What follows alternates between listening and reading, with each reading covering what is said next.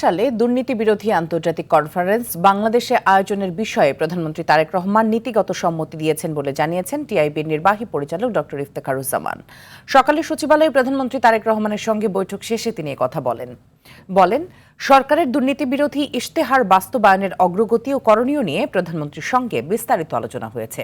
এ সময় দুর্নীতি দমনে আন্তর্জাতিক মানদণ্ড অনুসরণ, জবাবদিহিতা বৃদ্ধি এবং সুশাসন নিশ্চিত করতে সরকারকে বিভিন্ন পরামর্শ দিয়েছে সংস্থাটি। দুদকের দ্রুত পুনর্গঠনের প্রয়োজনীয়তার বিষয়েও প্রধানমন্ত্রীর দৃষ্টি আকর্ষণ করা হয়েছে বলেও জানান ডক্টর ইফতেখারুজ্জামান। আন্তর্জাতিক দুর্নীতি বিরোধী কনফারেন্স হয় প্রতি 2 বছর পর পর। টিআইবির পক্ষ থেকে আমরা মনে করেছি সরকারের বাংলাদেশের জন্য এটা একটা উপযুক্ত সময়।